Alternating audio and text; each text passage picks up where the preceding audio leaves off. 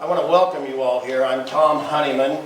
I'm a fourth-generation farmer. I live a mile west of Emerson, and I share the farming operation with the fifth-generation farmer who lives where my mom and dad did, who is at the piano. I don't play the piano. I'm glad that you all took time today, both family and interested people. That is a little bit of a private event. It's not a public event. Alice and Arlington are going to host a more public event similar to this on the 30th of August, so other interested parties can visit with Al. This program won't take very long, and the reason it won't is because Al would like to entertain any questions from you. Every time he tells me what I'm doing wrong, I learn something new, and I'm sure you will too. I'd like to introduce you to, if you don't know, Alvin D. the Kid Hayes.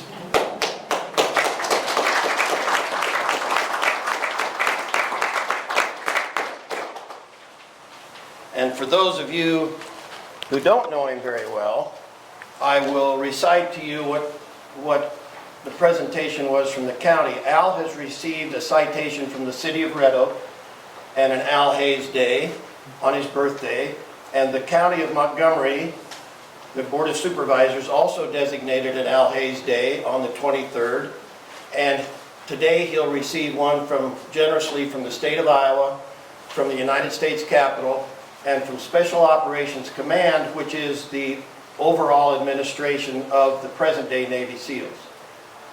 Al was involved in a very top-secret operation in World War II known as Scouts and Raiders. The Navy, it was a joint operation with the invasion of Africa, Italy, Sicily, Normandy. It was Army and Navy. Then the Army left, and so the Navy took over in preparation for the Pacific Theater. And Al will tell you all about that.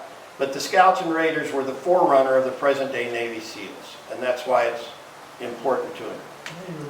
They called frogs. They were frogs. Thank you. And anything I tell that isn't the truth, interrupt me. Scouts and Raiders were the Navy's first special warfare commandos formed in 1942. These highly trained officers and enlisted boat crews conducted pre-assault recons of beaches and hostile islands. They mapped uncharted lagoons and blew holes in reefs to the assault force could access and invade the islands by sea. They served in North Africa, Italy, and the European theater, and also in the Pacific campaign and guerrilla operations in China. Over 1,200 men were trained from 1942 till the end of the war. Montgomery County citizen Alvin D. Hayes was one of these men. He is the last of these men. I asked him if he had a bottle of champagne or something, the last man, and he said, we didn't have money to buy beer. So we drank iced tea. Al was a graduate of Strand High School in May of 1944. If you don't know where Strand is, my wife will tell you. However, Al had already enlisted in 1943 in the United States Navy. His father, an Army World War veteran, said he and Al's mom would sign the consent so Al could enlist on one condition: he could not be in the Army. Al's father, Bryce, who I was lucky to know as a youngster, was taken for dead on a gas battlefield until a corpsman noticed that he was breathing, and so he got sent to the hospital instead of to the ditch, and the rest is history. Father Bryce, was left dead for a deadly mustard gas in World War II. If it had not been for an observant corpsman noticing that Bryce was breathing, he would have gone to the mass grave instead of the recovery at the hospital. After graduation, Al was sent to Great Lakes, Illinois with a V6 enlistment, which carries more education and a 6-month enlistment extension. After 6 weeks of training at Naval Science Training Command, Al was selected as one of the 24 from 240 graduates and sent to Little Creek, Virginia for further training. This training would later be recognized as the Navy Scouts and Raiders. Their motto was, "We led the way." Scouts and Raiders were the grandfather of present-day Navy SEALs. Al would later discover that one of the that one of the select 24, his stature and the fact that he was a farm boy played a big part. They wanted men less than 130 pounds and no taller than 5'8", a similar size to the Japanese soldier. They were then sent to near Fort Pierce, Florida, to an island about 1 mile off the coast, presently north of Palm Beach. There were no accommodations. They pitched their tents so close to the water that Al said at high tide they found themselves floating in the tent with their gear. They trained 20 hours a day or 24. They had strenuous physical training, first aid training, classroom work, memorizing silhouettes of planes, ships, weather, clouds. Their ability to remember details was a large part of their job. There would be no paper or cell phones to record the details of their missions, only their memory. After they had furnished their hurried training, there was no ceremony or graduation, just another train ride to Providence, Rhode Island, where they were to be introduced to their brand new ship, the USS Dauphine, APA 97. Designated by the Navy, the Dauphine was an amphibious attack. Sorry, I got to turn to it. Personnel. Yeah, I think Al could read this. Transport. Made to transport troops, what'd you tell me, 3,500 Marines? 3,500 Marines. Plus the Higgins boats, plus the Higgins boats crews. We had 32 Higgins boats hanging on the side and bolted to the deck of the main ship. And those all had to be taken off a number of times. It took us 13 hours to get them off and on the first time that we tried it. We got down fast enough to know what to do that we could unload 32 boats in 13 minutes. Wow. Al and his crew were headed for the Pacific Theater via the Panama Canal, then a temporary stop in Pearl, on to New Guinea and the Marshall Islands. From there to Batangas, Southeast Vietnam. Finally, they would be asked to use all this training and preparations on missions. As the missions were ordered by command, Al and his other scouts would blacken their bodies and dress in black coveralls. No wetsuits at the time. They would top the deck and pray with the chaplain. Al said they would always recite the 23rd Psalm. Then the Higgins boats would take them within 5 or 6 miles of the designated enemy island, and the scouts would land their rubber rafts on the island and detail the lagoon and the land. So my dad was a surface warfare officer in the same waters that he was. And when they left New Orleans with a brand new ship, the only charts that the Navy had of the Pacific was National Geographic, which was not very accurate. And the Navy and the Army soon learned that the aerial photographs were worthless. If they didn't send 4 or 6 or 8 of these guys in to measure the depth of the lagoon by swimming strokes, or the depth by your string and with knots, and they swam the lagoon for width, they scouted the jungle, they counted the Japanese, they wouldn't have known anything about. There would have been no intel when they went in. Then the Higgins boats would take them 5 or 6 miles of the designated enemy island. Then the scouts would land their rubber raft on the island and scout details of the land and the lagoon. Al would rise to 7 major invasions, from Peleliu, Kwajalein, Okinawa, Luzon in the Philippines, following the Okinawa invasion, and then the expected campaign was to invade Tokyo, Japan. His boat crew was always in the first action assault wave. Scouts and raiders were ordered to measure and report their findings back on their mothership from memory. Their biggest fear was to be captured by the Japanese. These were top secret missions, and the scouts' findings were classified as top secret for years after the war. I think, Al, was it a 75-year non-disclosure statement? 70. Steve was in my class in high school, and he told me they had no idea what Al did till about 13 years ago. So I said, well, you didn't talk to your dad about the war? And he said, yeah. We'd say, Dad, weren't you in World War II? And Al would say, yeah. Well, were you in the Army? No, I was in the Navy. Well, what did you do? And Al would say, I did exactly what they told me. And that was it.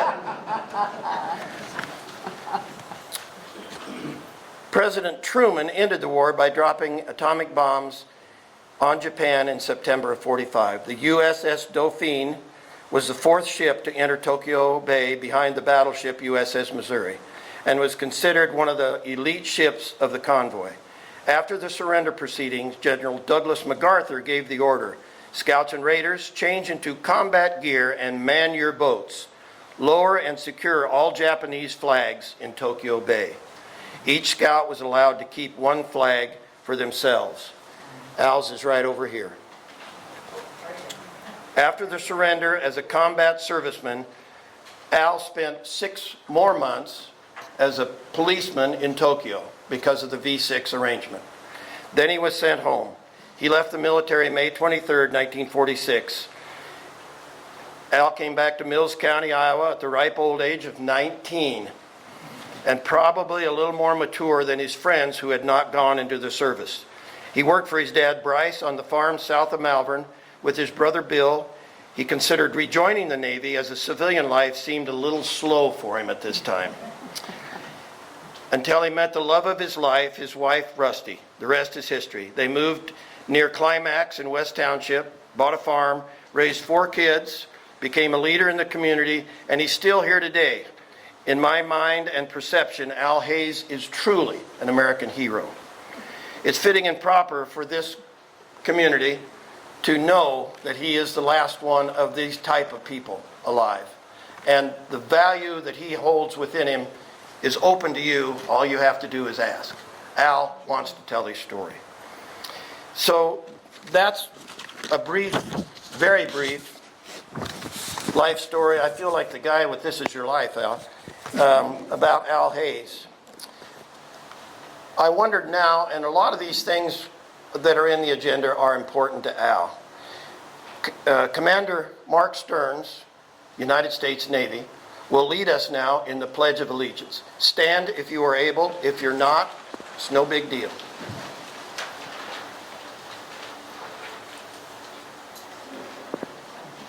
I pledge allegiance to the flag of the United States of America and to the republic for which it stands, one nation, under God, indivisible, With liberty and justice for all. Thank you, Commander. Mark.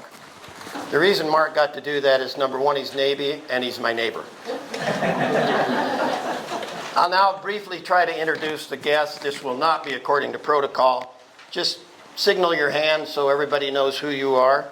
And I will start out as a representative of the great state of Iowa, which basically holds this nation together, both mentally and physically, Senator Joni Ernst.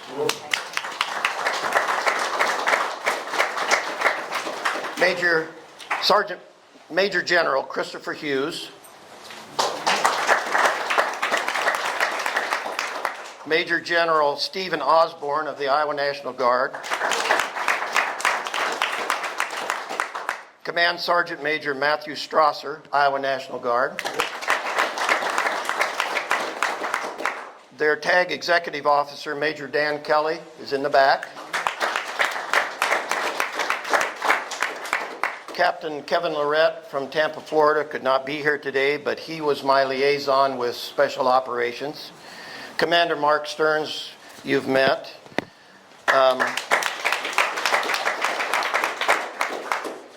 Linda Hayes, Lebsek, and Tom. These are Al's children. Linda's the oldest. Steve Hayes and wife Cindy. Diane Hayes Wingert and Dale and Alex.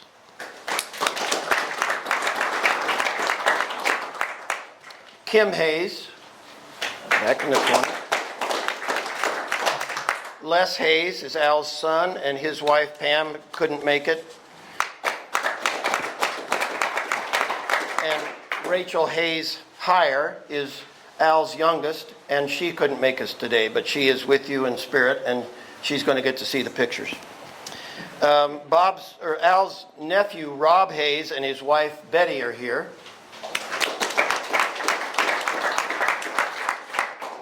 Shirley Ann Kohler is Al's sister, but she couldn't be here today. We were hoping she would. And they call her Ann Kohler, but her name's Shirley, and my mother's name was Shirley, so I put her in there as Shirley.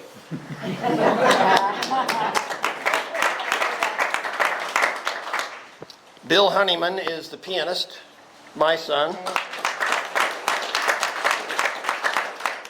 Eddie Barnett is the author of the 2021 Court of Honor booklet. And is he here? Okay. Well, Larry Barnett's here, his brother. And he is younger brother. He is the Red Oak Court of Honor, and he's told me that he was the adjutant of the American Legion, which means that he's the secretary, but he doesn't wear a skirt. I know.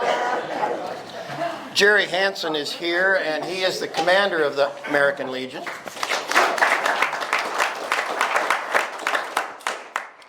Bill Williams is the vice president of patriotic production and is the one responsible for the honor flights.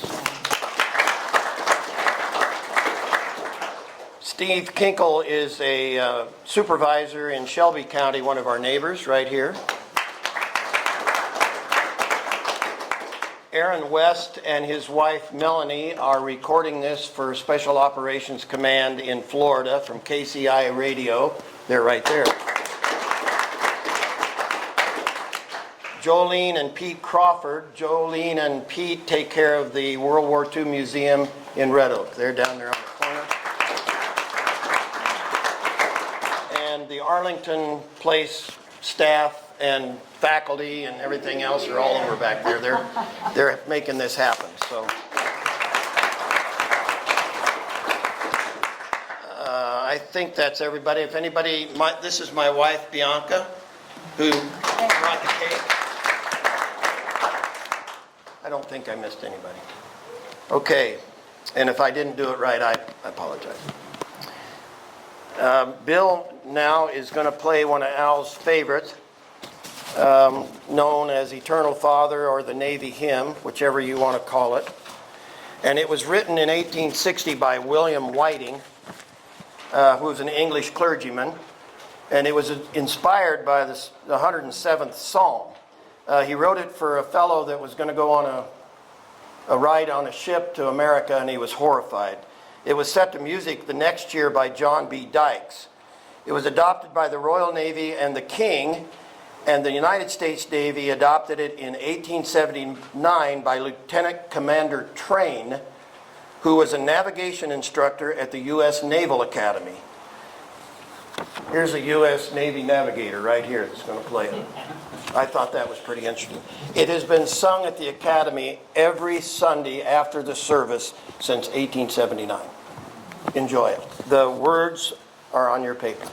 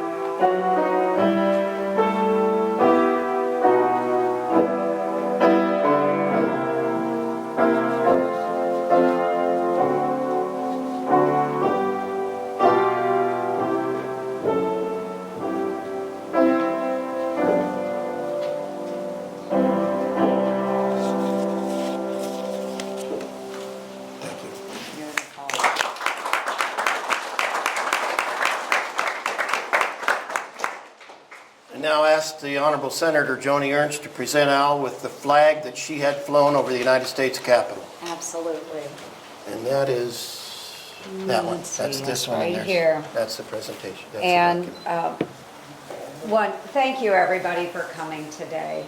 Truly appreciate it. And Tom has spent so much time and effort doing research and assisting with this entire project for Al and his family. And I met Al just a couple years ago. The wonderful staff up here had such a great happy hour. We had the best time. And I got to sit and visit with Al and all the great residents here, and it was such an enjoyable afternoon. I learned so much about this incredible man, and I continue to learn more and more through the work that Tom has done. Do you want to get up? And yeah, Al. And I just got back too from Tampa this morning. Oh. I actually was there. I was meeting with Central Command, but while I was there, I was able to speak to the incoming SOCOM commander, Special Operations Command Commander, Admiral Mitch Bradley. He is a SEAL. Great. And I hope that someday he has the honor of meeting you, Mr. Hayes. Thank you. So, thank you so much. So, this flag was flown over the United States Capitol. And on behalf of a grateful nation, Al, we are presenting this to you today. Thank you for your service, your sacrifice, and your support of all that we hold dear in this nation. Thank you. You so much. Thank you very much.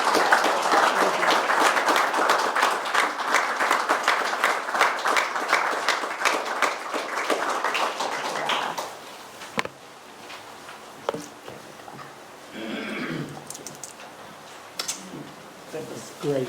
Thank you. Thank you. Thank you, Al. Thank you, Senator. Yes, thanks, Tom.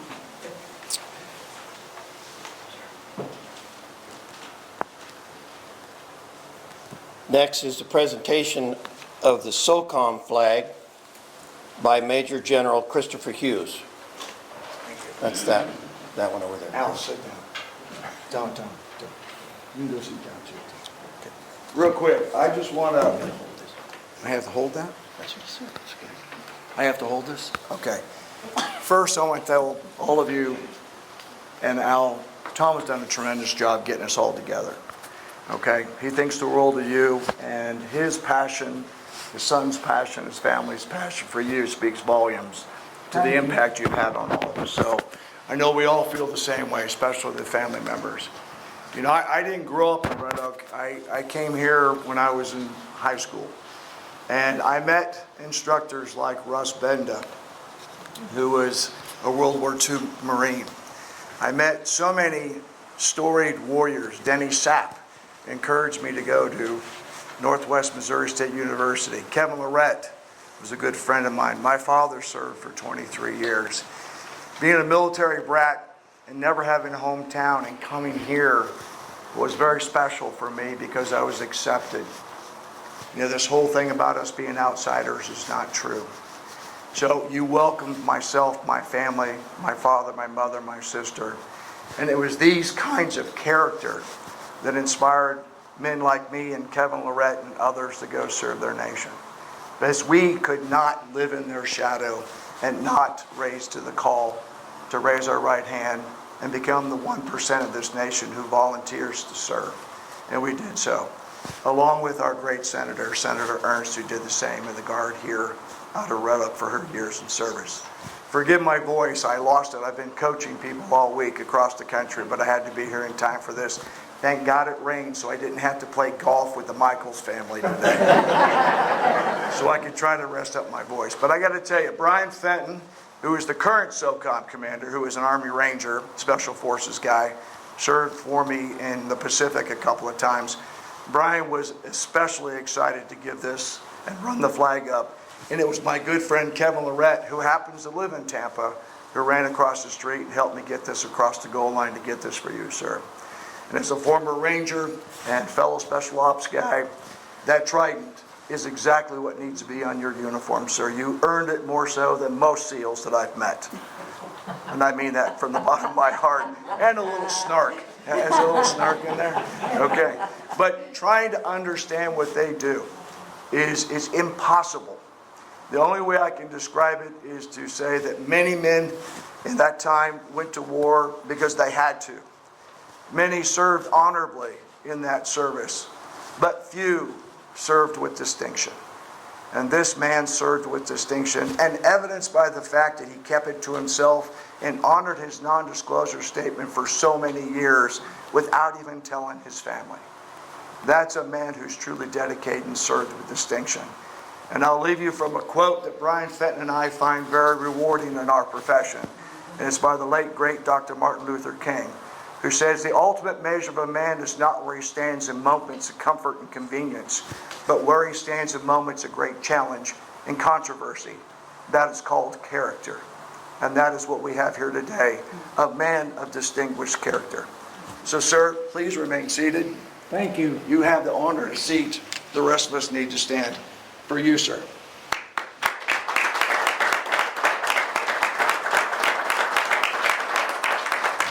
Proclamations on in the. We'll get a picture of them.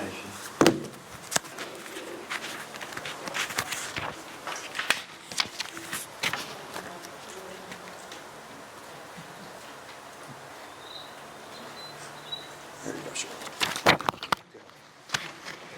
I want these Yes. No, I'm not going to kiss you. I don't care if you guys. Melanie, can we get that off the tape? Thank you, General Hughes. The next presentation is by Major General Stephen Osborne of the Iowa National Guard, and that is an Iowa flag, which your Sergeant Major is welcome to unveil because it doesn't fold very well. Okay. And here is the proclamation from the governor. Do we need to read that? You sure can. All right, let's give that to the Sergeant Major. Dan, you want to help us with this? So, just a couple things. Learning this story here just recently. Extremely honored to be here, first off. Learning the story of Mr. Al Hayes of Red Oak, Iowa, incredible. And not surprising that he's from Red Oak, Iowa, because of the history of this community of southwest Iowa in all of our wars, fighting for this great state and our great nation. It doesn't surprise me that these are the people that are come from this town and this community. And I know your father in World War I, probably a 168 member in the Argonne Forest. Yes, it was. We had many 168 members from Southwest Iowa in World War II, and I know you didn't want to join, or you wanted to join the Army, but your dad Says was against it. positively, We still, no. we're still looking for a few good men in the Army, so I think you're still fit enough. So we'll try that maybe when we get done here. But a couple things. First off, we want to present a state flag. And On this birthday milestone. I hope you enjoyed your birthday celebration alongside family and friends and wish you the best for the next year. Additionally, I'd like to thank you for your service as a scout and raider in the Navy during the Second World War. Your heroism and bravery shall not go unnoticed. May you be blessed today and the days to come. Signed, Kim Reynolds, Governor of Iowa.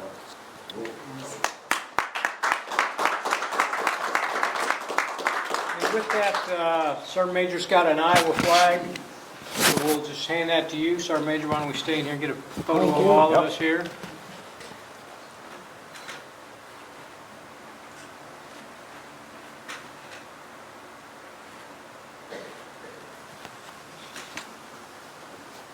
And I would also, sir, like to be humbled for you to accept an Adjutant General's coin on my behalf and my personal coin as just a token of my appreciation to say thank you for all you've done for our great state and our great nation. Thank you, sir. Yes, Thank you much. Thank you very much.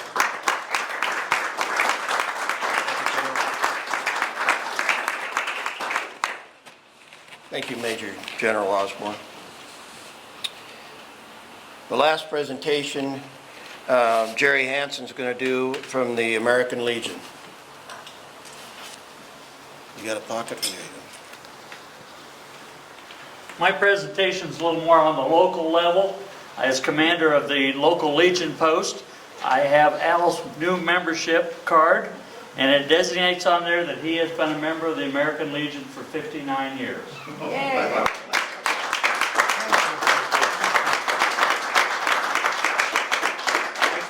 Many afternoons in the county veterans office swapping war stories with Al. His were a lot more interesting than mine. Thank you, Jerry.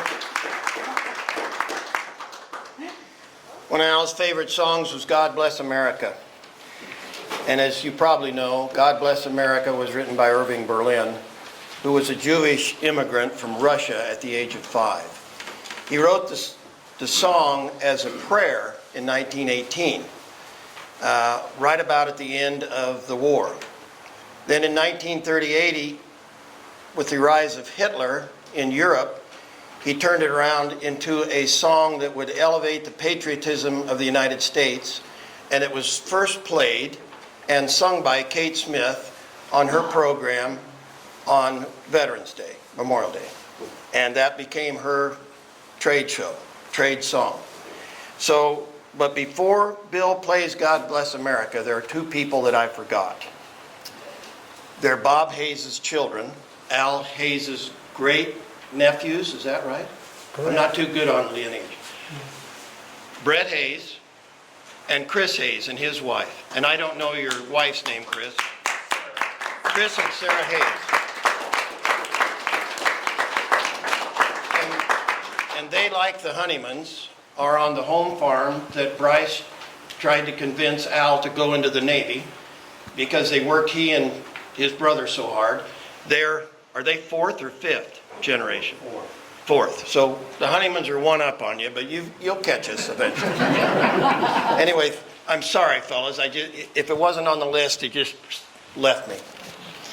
Okay, Bill is going to play God Bless America, which is one of Al's favorites. And I will not sing. You're welcome to sing.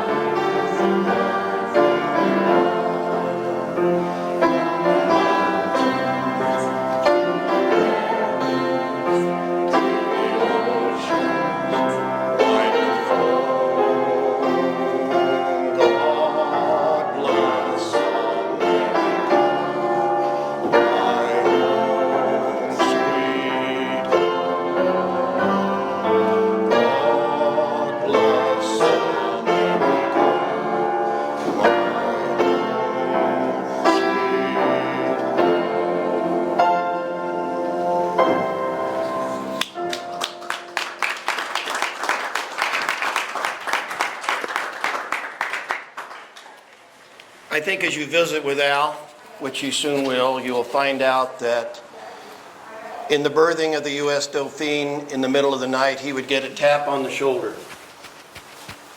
And a seaman would lean down and say, "You've got a mission."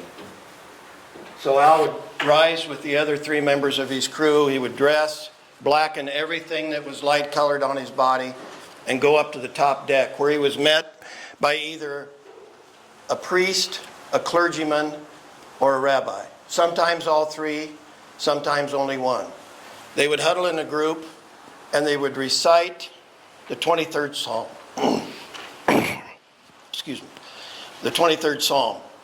And after they did that, they would go over the gunnels on the disembarkation, the nets, and go onto the Higgin boats and do their mission. Hal confided in me that as he went down those nets, which is pretty scary, he always felt like about halfway down, the hand of God seized him. And it protected him. Some of his buddies said, well, Al, you were lucky. And he said, no, I wasn't lucky. I was protected.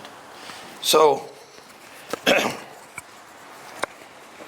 this is the Bible that the Navy gave Al, which, if you see it, it's been wet more than once, hasn't it? It has. It has. Certainly has. But the Navy was pretty good. I still have my dad's, and it has the same problem. It has coffee stains, gun oil stains, water stains. You can follow along if you like, but I'd like to read for you, and you're welcome to join in, the 23rd Psalm for Al and his Scouts and Raiders. Excuse me. The Lord is my shepherd, I shall not want. He maketh me to lie down in green pastures. He leadeth me beside the still waters. He restoreth my soul.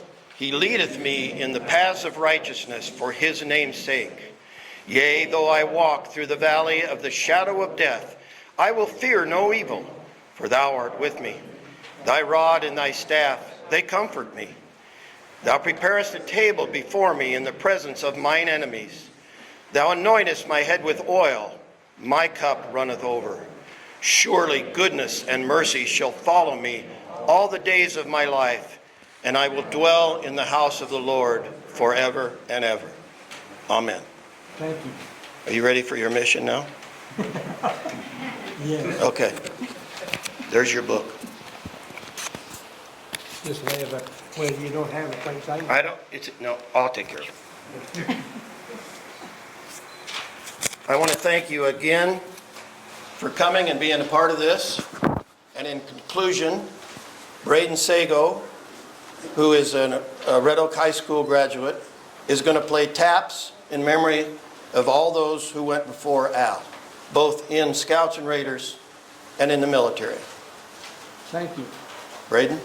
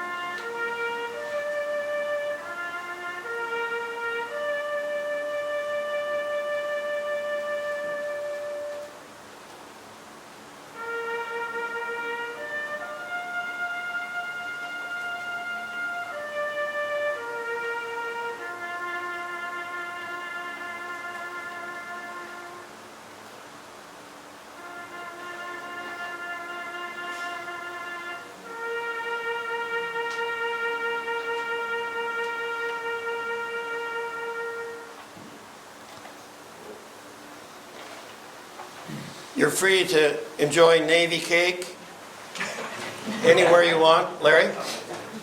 I need 30 seconds. Okay. I'm not getting up front because I have an aversion to huge crowds. They scare me. Yeah, I know. I brought several of these booklets that my brother wrote on Al's story, if you remember, Bud. He does. Oh, I remember. Very Eddie, but plain. everybody calls him Bud. Wrote those on Al's, and it's an amazing story. A lot of what Tom covered, but there's some personal It's stuff better. there. It's better than what I had. You're welcome to take one. We'll find a table or something, throw them on there, grab one, and Al, thank you for your service. Thank you. Time's up.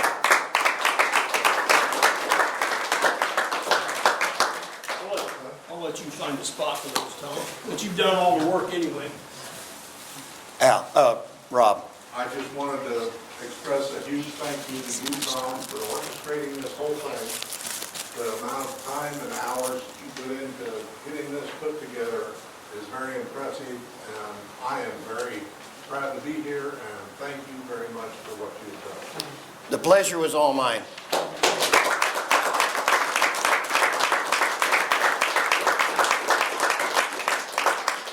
I will tell you, and Al, I think Al knows it, it took me a while, but with the help of Gary Sinise, Al has been referred to the World War II National Museum in New Orleans, and it took me a while to figure out the reasons it's in New Orleans is because Andrew Jackson Higgins built 800,000 boats in New Orleans, and that probably won the Pacific War, of which Al can take one apart and put it back together anytime. He will be interviewed by them, and that will go into the National Register forever, which is important. Also, there are possibly 2 ROTC facilities, Lincoln and Ames, that would like Al to come up and visit with the midshipmen. The strength here, as you can tell if you know Bill's relationship with Al, is that generation. Bill's Navy, Al's Navy, Commander Stearns' Navy, and Navy people visit together, even though they let the Army in once in a while, like for cake and stuff, you know. But Al was, we were a little disappointed we couldn't find any Navy SEALs, but my son told me, Dad, there's not enough water in Iowa for SEALs. It was truly my pleasure. I mean, I knew Al, I haven't been as close as I'd like to be, but this endeavor was strengthening for me as much as it was for Al. So I appreciate you all taking the time. Thank you. Thank you.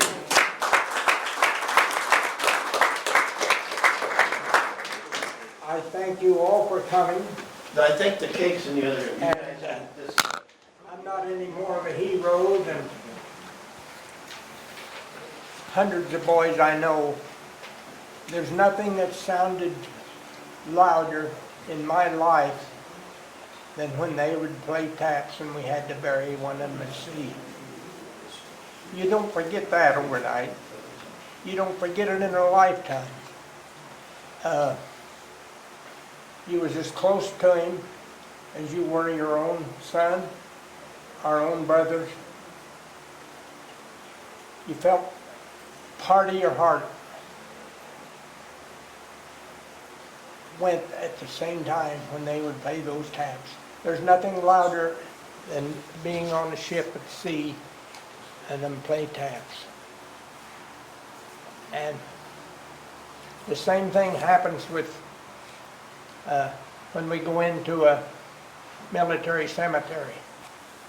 I just can't hardly stand it because I know that's where our heroes are at. Yours, mine, and everybody else's. And you know somebody in this world that of your relation or your families has made your freedom.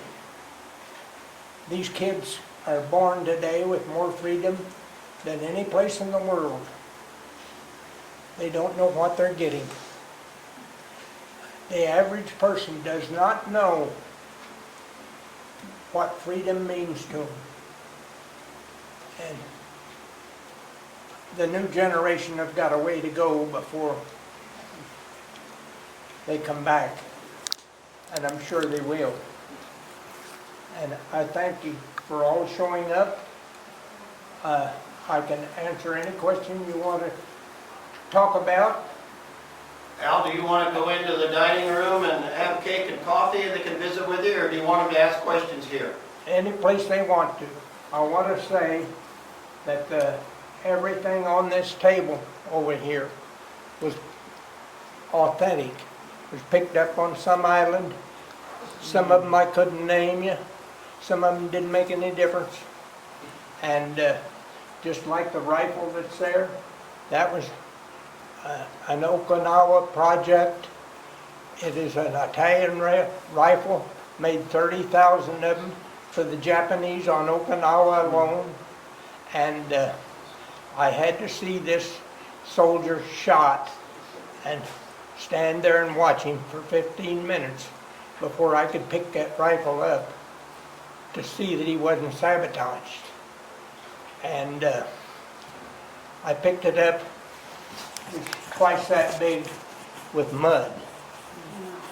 The monsoon season was on in Okinawa, and the Japanese probably absolutely knew Americans were not going to attack Okinawa when they did. It was high seas. It was a terrible, terrible invasion, and it come to one project that they called the Navy SEALs up, and the Marines had landed there previously, and they couldn't get up what they call the Hacksaw Ridge, because the Japanese had the high ground, and the snipers picked them off one by one. So I will give you a guess what happened. They call the Navy SEALs, they'll do anything. And so, but there's one difference. They were trying to do this in the daytime, and the scouts could see them. And we went up at night, and we went up the high ground and took the Japanese off the high ground and dropped ropes down. And that movie that you see, that was done by our Navy SEALs. And you pick the island, and I might not be able to tell you the name of it, but I can sure tell you what happened on it. And I thank you for coming. Thank you, Al, so much. God bless you. God bless you. But I tell you,